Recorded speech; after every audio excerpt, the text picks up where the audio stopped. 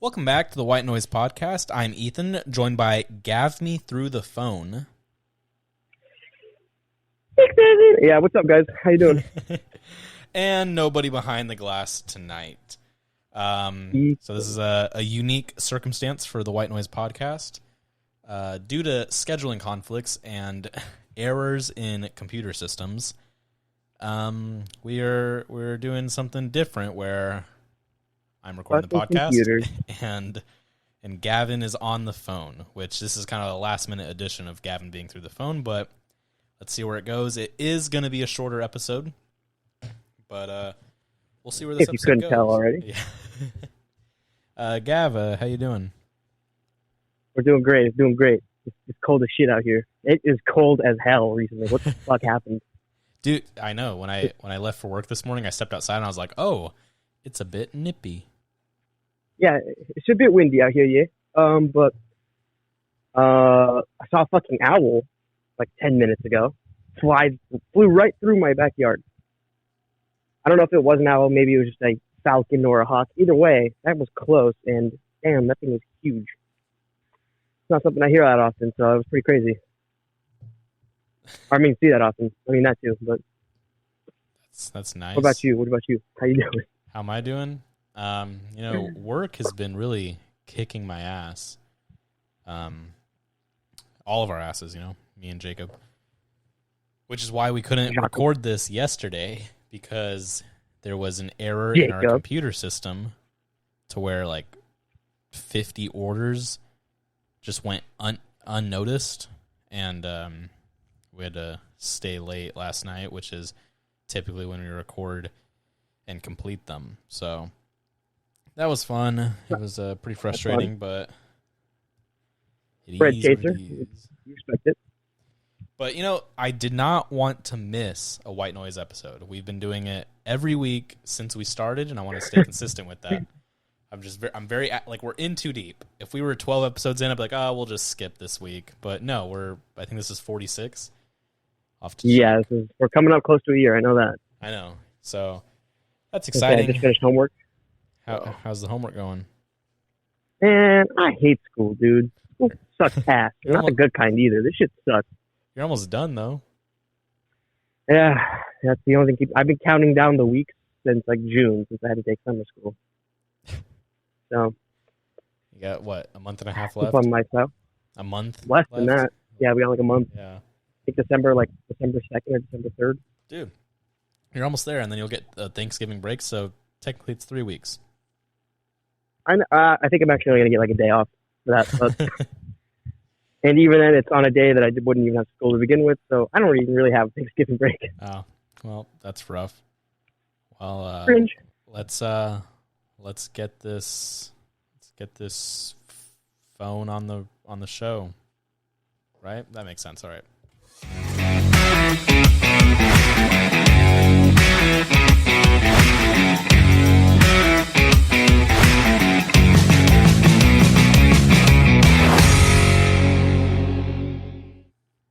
It would have been, let's get this show on the phone. That would have been the correct way of saying it. But, yeah, I was going to say, that's going to be like top 3 worst intros I've ever heard, to be honest. But we are back. There we go. We're back. We left, and now we're back. We got to do like a top 10 list at this point of our best intros and then our worst intros. Here's the thing. I was talking to my dad last night. I was like, man, we're not going to be able to record the podcast, so I'm just going to have to get the equipment and just record a solo episode really quick to put something out. And he said, oh, you should do like best of Gavin or like Gavin's most vulgar moments. I was like, Dad, that would take a lot of time because I have to go through every episode and grab all those moments and edit them together. That would take so much more time than sitting down and recording a 30 or 40-minute episode by myself.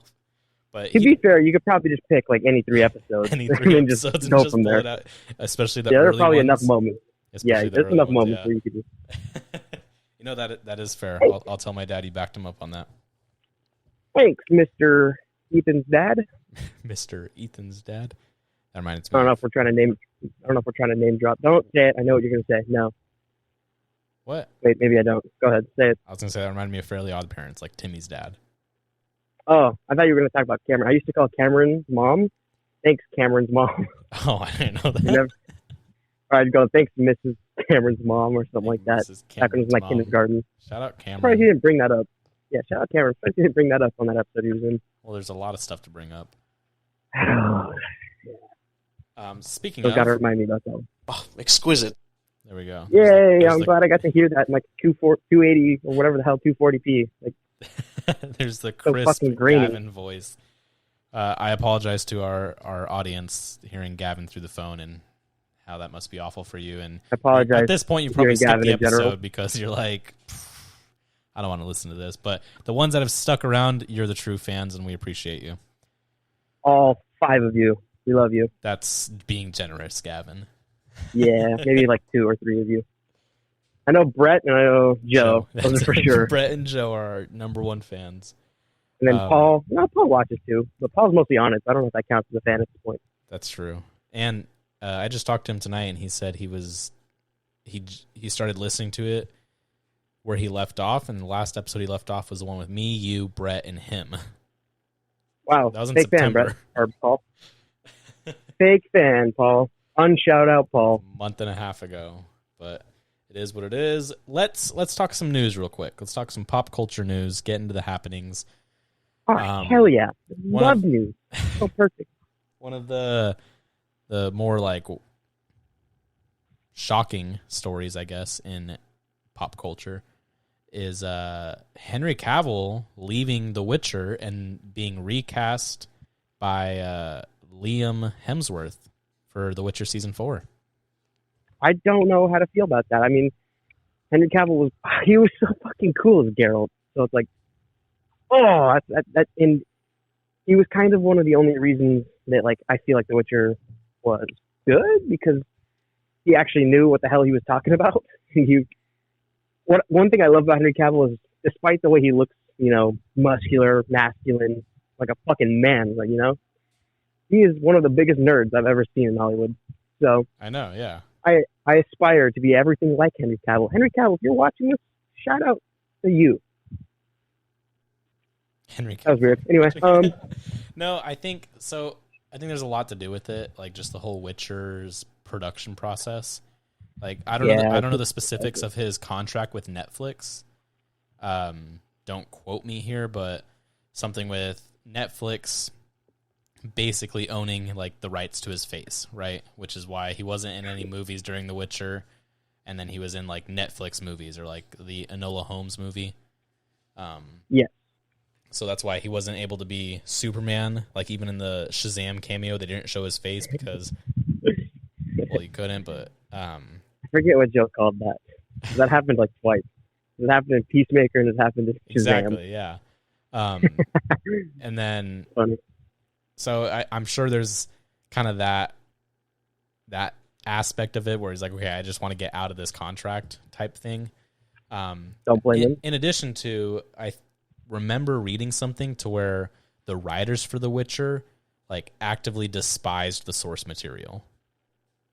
And Which I don't understand how. And because wanted The to Witcher's change cool it as up and hell. everything. And then Henry Cavill being like a super Witcher fan, he's a huge nerd with it and wanted to be as true as he could. I'm sure there was creative conflict there. So when he got his chance to get out, he just, I'm going to jump ship.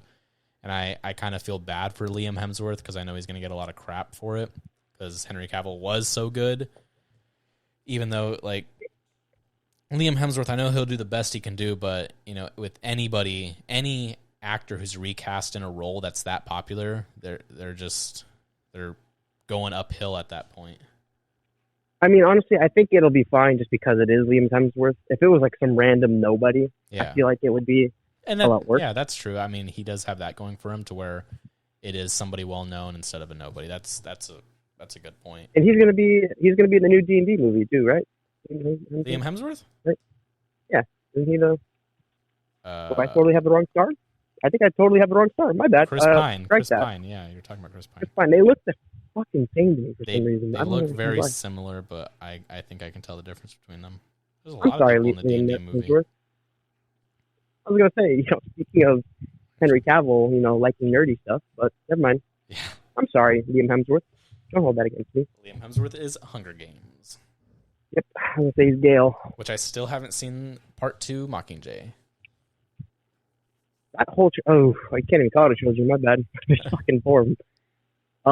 Yeah, first one sucked. Second one was cool, and the Mockingjay progressively got worse in my opinion. Not really missing much. The books, however, You've read all chef's the kiss. books. The books are amazing, That's and they true. made a new one. They made another one, but I never read it. So They made a new one?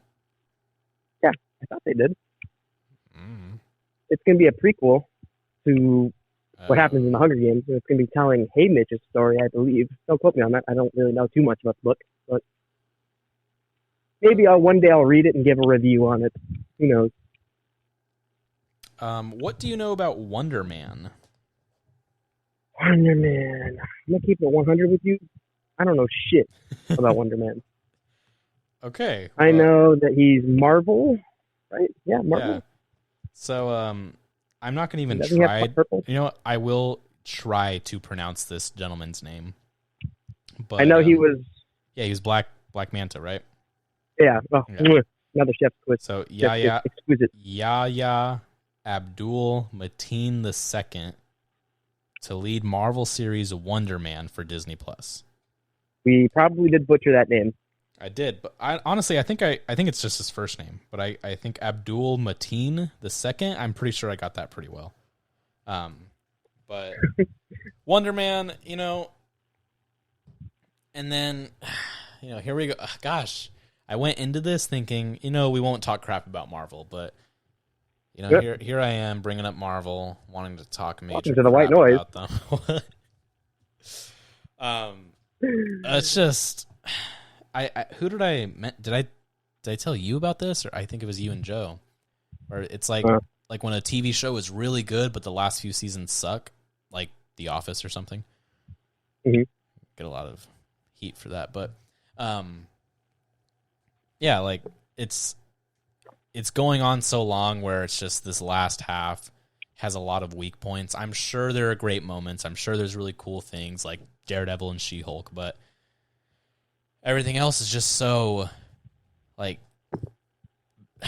rough, Yeah. No, I agree. I understand how in comic books it's just this never-ending universe where all this stuff is happening at the same time and it's just so much, but that works for comics. It doesn't really work for a movie series or like this. It doesn't translate well to screen, to TV shows and movies, in my opinion. I think another reason comic books do really well is that, I mean, not all comic books, but there are a ton where while they take place in the same universe, or maybe sometimes they don't, they're in a complete different universe, Mm-hmm. they're more or less just about whatever hero the comic book's about without having to try to tie in to every other comic book that takes place inside the same universe. Yeah. So, it's like, it's not its own, miniature team-up movie type thing. That's true. And I think that's something kind of how unintentionally DC has been, where there's just 3 Batmans going on at the same time. Yeah. And that's why I like Moon Knight so much. There was a little Easter egg, that hints that Moon Knight's been there for a while, but like, he wasn't, for the most part, this was like a brand original. Like, you can watch this without having to watch any of the other Marvel TV shows or movies. Whereas when it comes to the new movies and TV shows, it's like, oh, okay, if you want to understand this better, you got to be watching all the other different pieces of medium they have out here. Yeah. Which I think they need to do the more Moon Knight approach, where it's just like, hey, you can watch other stuff with this, but like, this is its own universe type of thing, where it's just, hey, it's just this. Maybe we'll have an Easter egg in there for you, like at the end of the show or something, or in the background. Yeah. But we are primarily only focused on this one singular character and maybe like a side character. That was kind of like the early MCU. Like if you watch all the movies leading up to the Avengers, it was, okay, let's stay disconnected from everything else that's happened. And the end credit scene's like, oh, here's a sneak peek from one of the previous movies. Yeah. Now every movie's like a miniature team-up movie. Exactly. Like, it's not just about one person anymore. Like, now it's Ant-Man and the Wasp, or it's Doctor Strange and the Wong. The Wong, my bad. Wong. Just Wong. Well, because I said Ant-Man and the Wasp, and yeah. All right. But, it's like, it's the same thing that we've said, I think, like last week with Shazam. It's like, now the next Shazam movie is really going to be Shazam and his entire family. It's not just Shazam. Go ahead and yeah. talk about your feelings towards Shazam 1 and 2 while I go to the restroom real quick. Okay, cool. I haven't seen Shazam 2, but I thought Shazam 1 was pretty nice. I thought it was really well done. I liked the characters. Like, don't get me wrong, as much as I talked shit about it being about Shazam and his family, the first movie was to an extent, but they weren't all superheroes and they didn't have like shares of the spotlight, I guess, if that makes sense. And therefore, I think it was more oriented around Billy. But now, the second film's coming out, I feel like, well, it will still be about Billy. It's going to be a lot more of the film, I feel like, is going to be a lot more oriented towards his family and how they're utilizing their powers. So that kind of, to me, it's kind of lame. Like, I don't hate that idea, but I feel like that shouldn't have been something that happened at the end of the first one. I feel like if they were going to do a Shazam trilogy, maybe it happens at the end of the second film, or maybe even the third one. So, yeah, it's a shame because I actually really like Shazam. And I know that his family gets the powers in the comics. You know, I'm not shitting on them for doing that. Just I feel like they did it a little too early is all. So that's what I feel about Shazam. I don't even think the second one's out yet, so we'll have to review that one. But to be honest, looking at the trailer of it while waiting for Black Adam, wasn't super hyped to see that. Like, it was like, I'm gonna keep it real. It looks really cliche. But I mean, again, can't talk shit about it because it's not out yet. Yeah, well, Shazam with all his the family stuff, I know is a big thing for you. I'm pretty sure you already mentioned. Yeah, and I mean, like, again, I don't hate it. I just feel like it happened too early. You know, like, I'm okay with it happening. I just feel like maybe it should have happened at the end of this movie, the new one. At the end, or like alluding to that, or that should have been the main focus of it. And and then it also, like at the end, for me, it also raises the question: is like, okay, in Black Adam, why didn't his son, who at that point we find out that who had been fighting against the evil king and stuff as Black Adam, and he had won several battles, hence why they decided to strike his family instead of him himself, right? Yeah. Why wouldn't he share his power with like a shit ton of other people, like Shazam did? I'm sure there's a lot of DC lore we're missing out on, but yeah. Oh yeah, no, I'm sure, positive. I'm sure there's some fucking dude sitting behind his computer going like, well, actually, this didn't happen, and this is like, yeah, no, I get it. But unfortunately, I didn't feel like reading the 900 Shazam or Captain Marvel comic books, so I don't know. So, but I mean, going off the movies, it's just, maybe, like I said, like last week, maybe I missed something, but I don't understand how Shazam was able to give his powers to everyone. He needed to use the wizard's staff, which was specific. Okay, cool. But when it came to Black Adam, he just kind of gave it to him to save him, kind of like a Deus Ex Machina moment. Yeah. So, I mean, I feel like that was glanced over. I was like, whoa, he just did that? You can just do that? Why the fuck didn't Billy just do that? Yeah, there's that. If we want to talk shit about a fucking movie coming out that I don't really care to see, bro, let's look at Wakanda Forever. Have you seen the clip fiction of that movie? I haven't seen anything, if they released anything new in the past 2 or 3 weeks, but I know that. Also, I apologize for breathing heavy as hell. It's cold as hell out here. No, it's a little hard to breathe.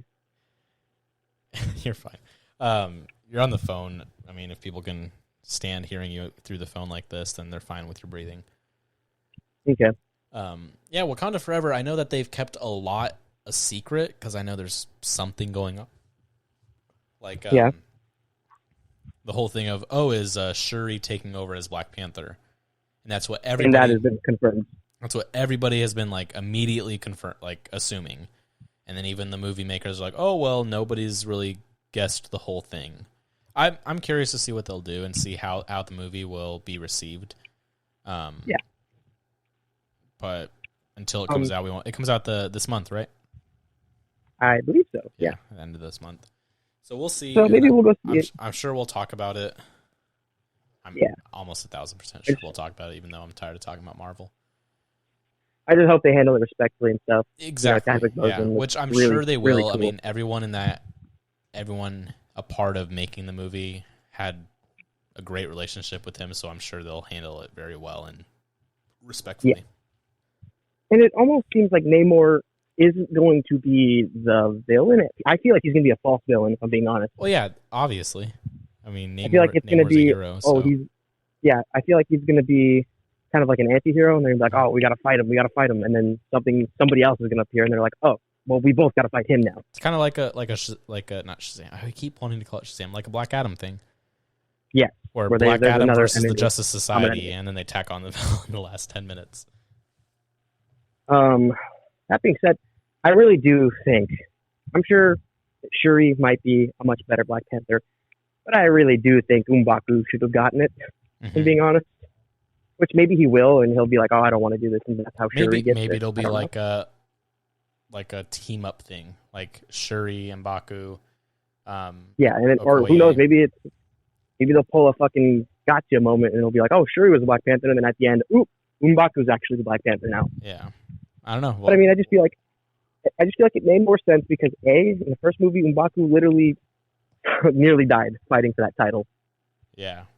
And he was super cool in fucking Infinity War, and it's just like I feel like he deserved it a lot more than Shuri did. But again, we'll see how it goes. And they're introducing. I would have preferred. They're introducing Ironheart in this movie. Yeah. How do you feel about that as a hardcore Iron Man fan? No comment right now, to be honest. I really don't know too much about Ironheart. Okay. So I have no idea. I heard a lot of people saying encyclopedia right here. I do hear from what I've seen from a lot of people reviewing it, not a lot of people are cool with the way she was portrayed in the trailers and stuff as of right now. Because I hear that she's supposed to be super smart, and she does. I think she does a dumb action in one of the trailers. Again, not my words. I don't know, but a lot of people are also ripping on the movie, so it looks like it's going to be. Are they ripping on the movie? I haven't heard anything about that. I mean, it could just be the reviews that I was watching. Okay. But a lot of people, like for instance, Namor goes by the name Kukulkan when he shows up, and one thing I love studying Mayan and Aztec gods. First of all, like those mythologies, I'm super interested in those mythologies. Kukulkan, if I remember correctly, is the Mayan god of like wind, or like the serpent of. He's like a serpent. He's more air. And maybe I didn't do too much studying, I guess. But I mean, I feel like they could have picked a water god. Yeah. Since Namor is more water. I don't know. That'd be like if there was somebody who did fire, and he's like, "Yeah, my name is Ymir." It's like, "Oh, you mean the frost giant?" Like, hate to get nerdy as shit like that, but I mean, it's like I feel like we could have gotten a better name. So, we could have picked somebody else. So I have my Marvel encyclopedia in front of me here, and Ironheart was inspired by an old Iron Man design to make this armor. And then Tony Stark was impressed that he mentored her, and then eventually there was a Stark AI in her suit that took over. Do you think there could be an RDJ return as an AI? No way. No way. I don't see that happening at all. She might get Friday, but or who knows, maybe she'll get she'll get some form of Jarvis, or yeah. I think she's going to make her own. Yeah. Here's what I'm hoping doesn't happen, and I'm going to be very upset if it does. If she just makes an armor set out of nowhere and is just automatically better than Tony Stark, I'm going to be pissed. I'm going to be extremely fucking pissed. You already know that's going to happen. Serious? Yeah. I'm almost 100% sure that's going to happen, just with the way everything has gone in film and TV the past few years. That's definitely going to happen to where she's not. She's going to be inspired by the Iron Man design, but she's going to be like, "Oh, this is so much better," and then she's going to be so much better, and then kind of Tony Stark's the bad guy type thing. I don't want it to be where what was it? Which movie was it? Was it Avengers or something like that? Where Shuri knocked on Tony. Banner. I was like, oh yeah, or was it Banner? Yeah, it was Banner. She's like, why didn't you just do this? He's like, because we didn't think about it. It's like, oh, why didn't you do this? Or it's like, oh yeah, no, we used that in our high school. Yeah. And Robert, and I'm like, they better not do something like that where they go, oh yeah, I did this and this and this, and Tony Stark's an idiot for not doing that. It's like, ugh. So I guess like, we will have to see what happens once the movie comes out. Because one of the things that I like so much about Iron Man, and I'm sure everybody else that liked Iron Man liked about him, was that he made tons of mistakes and he would like learn from them. So like every single, I watched the video. No, I've seen the where same it was thing. just, it was pointing out every mistake, and then the next suit had something to correct that mistake. Like for instance, in the first Iron Man, you couldn't fly super high because the suit would get ice over it. So then the next suit he did had like a certain type of alloy or whatever that prevented icing. I mean, shit, that's what he literally used to take down Ironmonger. Yeah. At the end of the movie. So I mean, if she ultimately ends up being better than Tony Stark, that's not my problem. But it's how she gets there. If she's like at the end of this movie better than Tony Stark at the end of Endgame, I'm gonna be pissed off. Oh yeah, that makes sense. Because rightfully so. I feel like today a lot of filmmakers and directors and stuff are kind of forgetting that characters need to struggle for a little, before they overcome whatever problem they need to overcome. And I feel like that's what they did really well with Iron Man. Is that when you look back on it, Iron Man got his ass kicked and lost several times. In fact, I don't really remember him winning a lot of fights until the end of the film. Yeah. But until then, but before that, I mean, like, look, every single villain he fought, he got his ass kicked and lost to. I mean, shit, he lost to Whiplash, for fuck's sake. He lost to Thanos. He even got his ass whooped by Loki for a little. I mean, he wasn't in a suit, but I mean, still. Thor whooped his ass. I mean, it was a stalemate, but let's be honest, Thor would have killed him. Yeah. So I'm hoping it's not just, I'm gonna make this suit and it just whoops everyone's ass. And yeah, I didn't really the struggle I had to do was, I don't know, something stupid and not really that great. Not like a life or death struggle, but more of like an internal struggle that again had really no weight to begin with. Yeah. So let's hope Disney can subvert expectations and actually make a cool character. That's it's a tall glass of water, Gavin. Tall order. I'm like an abused spouse at this fucking point when it comes to Disney and Marvel. It's like, hey, next time it's gonna be good. It's gonna be good. Don't worry. This one was bad. It's okay. And then the next, it just keeps going on worse and worse. And I just keep looking on to the next project, going, okay, this is better. Don't worry. And it's just. Well, we certainly will have to see. But how do you feel about getting into the movie review? Oh, exquisite. That's good to hear, Gavin. I feel very sad to get into this movie review. All right, let's get into it.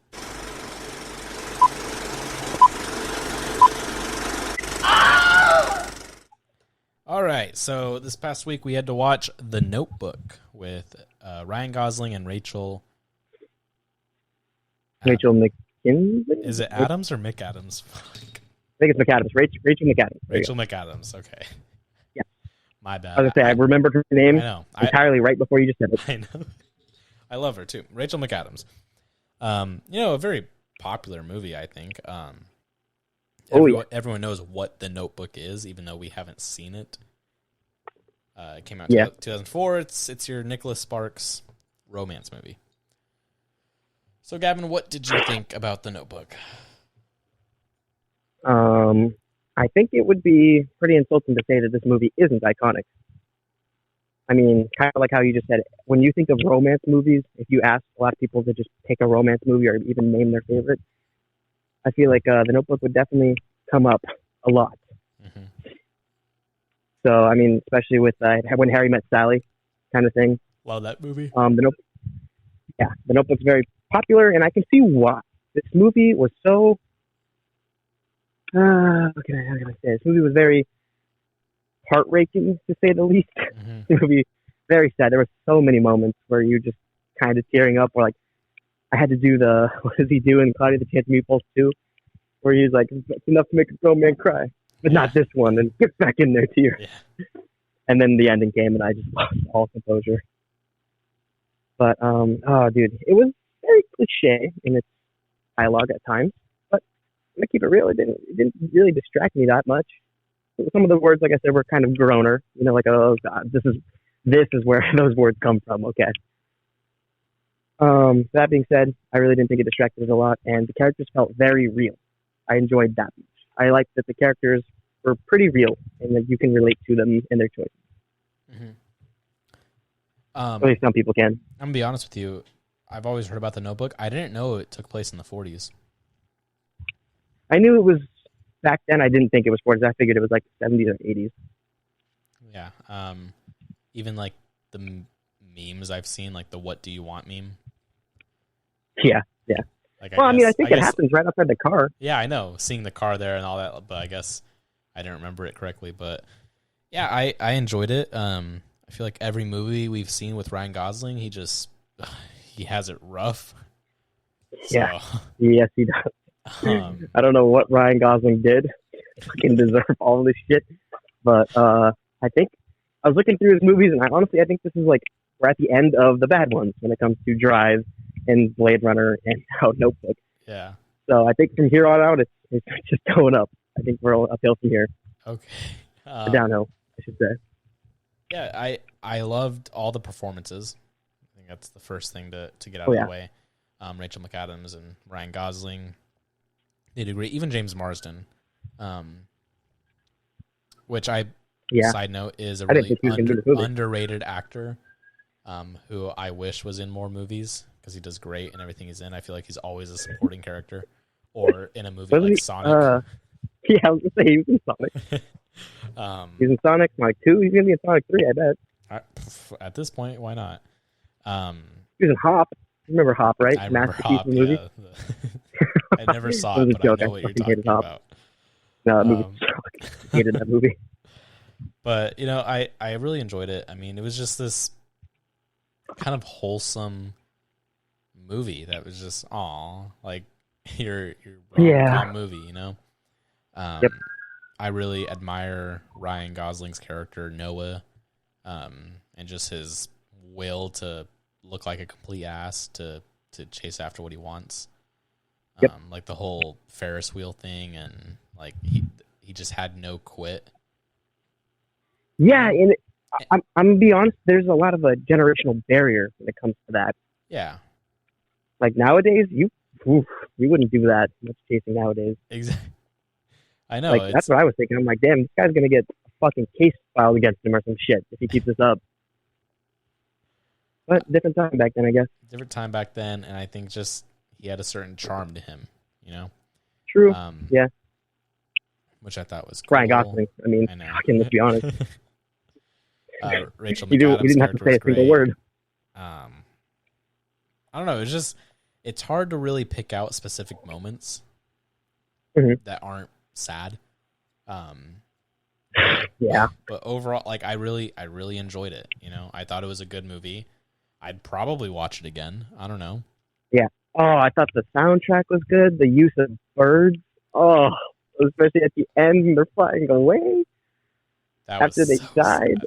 Oh, it was so fucking sad. And I think they did a really good job at handling. I think did she have dementia or was it Alzheimer's? I think it was dementia. Dementia, yeah. As somebody, and you've dealt with dementia as well. It was something you can relate to a lot. I used to have a grandmother who had dementia a lot. Yeah, that was just something she had occasionally, I guess. No, I messed that up. She had dementia, and it was rough. And seeing her, like for instance, seeing her kids introduce themselves to her. Yeah. That if you didn't know who they were, that was a little much for me because. I mean, it didn't happen too much with my great grandmother, but it did happen from time to time. Or like even the. And I think. Oh, go ahead. Oh, I was gonna say. I mean, I didn't grow up with her that much. I mean, I think I was like 15 when she died. But like for my grandmother and my mom, that was. That must have been rough for them. I can't imagine the pain of your parent forgetting who you are. It was rough on me because I liked her, but I mean, imagine your dad or your mom is talking to you as if they have no idea who the hell you are. Yeah. That's rough. That's terrible. Relating to that, the scene where they're dancing together at the end, and then she has that switch where she doesn't know who he is. And I'm going to fucking cry right here, Ethan. I'm going to cry right the fuck here if you keep talking about this shit, dude. No, but it's such a heartbreaking film. Yeah, I was emotionally exhausted. Their last moments together, she remembered who he was, and it was really telling two stories at once. The stories of of their love when they were young, and then the story of their love when they're in their last moments. And yeah, quite literally a story too. I know. I felt like it was really well balanced and told beautifully. Yeah, sure, there were some flaws in the movie, but nothing that I can... Welcome to Verizon Wireless. We're sorry, the number you have dialed has calling restrictions that have prevented the completion of your call. Announcement 19. Whoa. It does that every time. All right, he's calling me back. My bad, guys. Hey, what's up? There. Hello? No, every time at midnight, it cuts off and says, like, welcome to Verizon Wireless. This number has calling restrictions. Weird. Where were we? Just the balance of the movie overall, and it was telling two different stories, and yeah, it had some flaws in the movie, but none that I can like really clearly pick out. I enjoyed it. I could point out some things that I didn't like about the movie that I felt was Go ahead. Didn't really make too much sense to me. Pick those out then.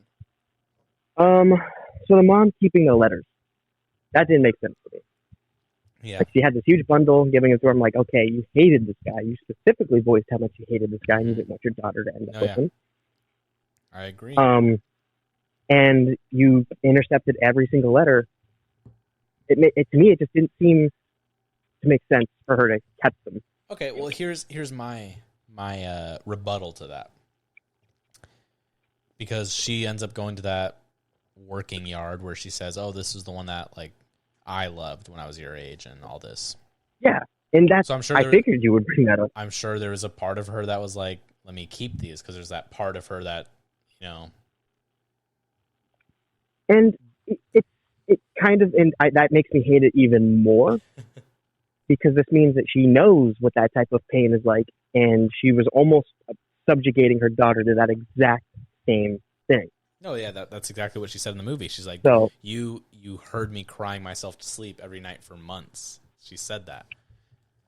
Exactly. So it's just like, that makes the mom even more of like an asshole, because it's like, I mean, you had the same thing going on and you wanted your daughter to go through the same thing you did? That doesn't make sense to me at all. It would have made sense if the roles were reversed. If the dad was the one that was super gung-ho about him not wanting to be with Allie, but the mom was kind of like, oh, I don't know, maybe he could be, That's true. if she had shown some leniency. Yeah. But the fact that she was the one that was like, nope, she was the cannot enforcer about it. Like that, I think that was the most, like, you were very emotional towards the end of the movie. I was emotional in the middle, and I think that was the only part where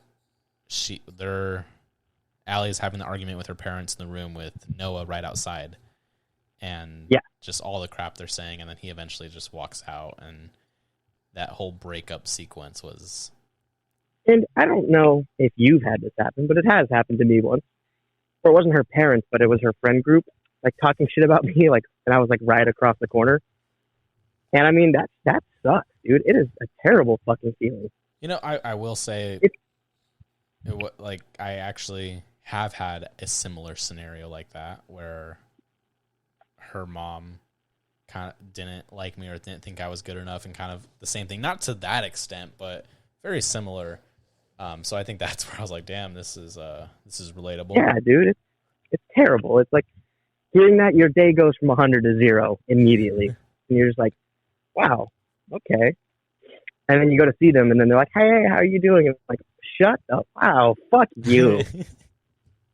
And I'm like, oh, get the fuck. Yeah, no. So him, like I said, it wasn't as bad as that, where it's like, they weren't fucking calling me scum of the earth type of shit. Trash. That's what they kept saying. Yeah.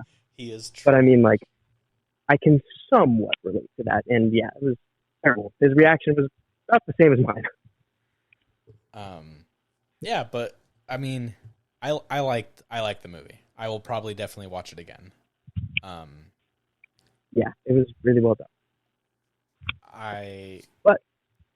One of my cons again that I think I mentioned at the beginning of the review. The dialogue did get a little cliche at times. Like, for instance, at the end when they're holding their hands, and they're like, "Our love can do anything we want it to do," and I was just like, "Oh, that was a little cringy." But I mean, again, it's wholesome. But I mean, here's it's like, the thing too. It's a groaner for me. This movie is 18 years old. Yeah, that's why I can kind of. I'm sure the book is older than that. obviously. Mhm. And I'm sure, that's kind of the point, right? Like when you think of romance movie, you think of The Notebook, like because it's the romance movie. Yeah. So Which maybe is why I think that's okay. yeah. I enjoyed it. I enjoyed the writing of it, the dialogue. I liked the back and forth. Ryan Gosling and Rachel McAdams' chemistry was actually really good.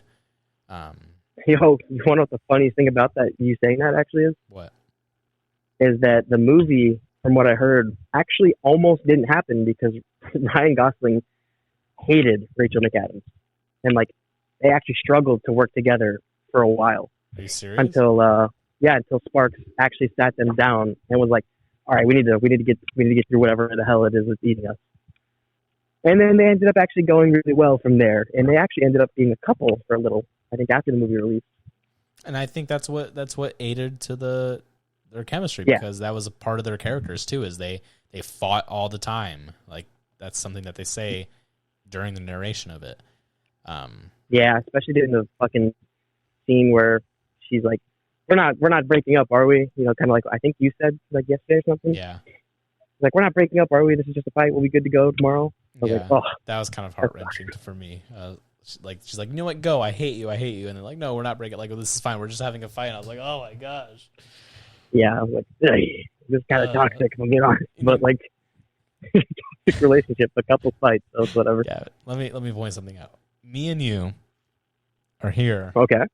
At A little weird there. 12:07 a.m. on the phone talking about The Notebook. Yeah. Isn't that something? Yeah, it's definitely not what I expected to spend a Thursday night doing, if I'm being honest. Especially right after finishing homework.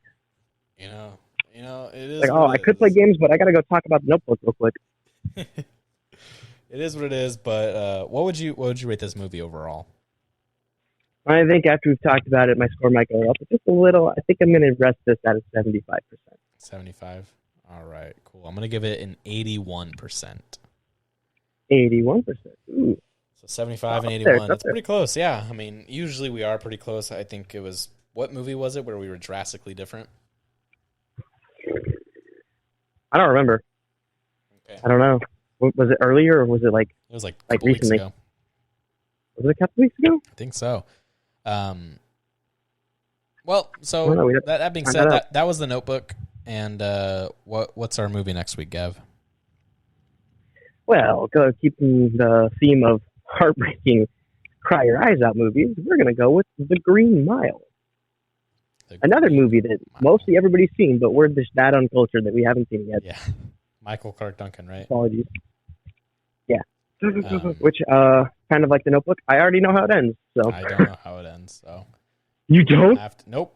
Well, actually, no. I guess I do. I mean, once I watch it, I'm like, okay, I know how it ends. But yeah. Anyways, I spoiled the ending for Ethan for this movie. You did, but you didn't. Like, yeah, you did, but he died in his 70s or 80s. Dude, I was talking to Joe about it because I was texting him while I texted him that. I texted the group chat that, and I said, "Wait a minute, let me look it up real quick to see if he actually does die." And I was like, oops. And I was like, But with The Green Mile, it's funny because I've been working like 60-hour weeks with my brothers and dad at work, and at 11 o'clock, 12 o'clock at night when we're working, I think of the meme line of Michael Clark Duncan in The Green Mile saying, "I'm tired, boss." That's funny. Me after working 16-hour days. Oh, dude, that scene happens, I think, at the ending. I know. So, well, that's why I think I definitely know the ending. But that's the movie of the week next week, and I think we're going to wrap things up here. Gavin, is there anything you want to tell the people? Make sure you drink plenty of water. Try to get at least 30 minutes of exercise a day if you can. Read a book every now and then, Keep your brain, exercise your brain. Healthy mind, healthy body, healthy life. Better pizza. That was cringe. Better ingredients. Papa John's. Papa John's. Delivery, DiGiorno. Free advertising. Something like that. Look at that.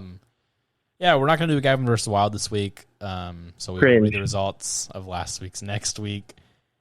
And yeah, so this has been the White Noise Podcast phone edition. Gavin on the phone. So we appreciate you for joining us. What's your song of the week, Ethan? Song of the week. Thank you for reminding me, Gavin. I'm really glad you reminded You really? me. I am really Yeah, glad. I'm really too. I'm really glad that you reminded me so that I can tell So the people. you're gonna keep saying that until you find a song? Here it is. Because You know what? I'm just gonna say this song because I love this song. I think it's great. I recommended it to you a few weeks ago. It's great. I love it. Okay. Very nostalgic for me. Song of the week this week is going to be Heaven by Los Lonely Boys. Los Lonely Boys. Beautiful song. Check it out. That's the song of the week. And with that being said, thank you for listening to the White Noise Podcast. And we will see you next week, hopefully back in studio, back to normal conditions, back with your three amigos. And thank you for joining us. And we'll see you next week.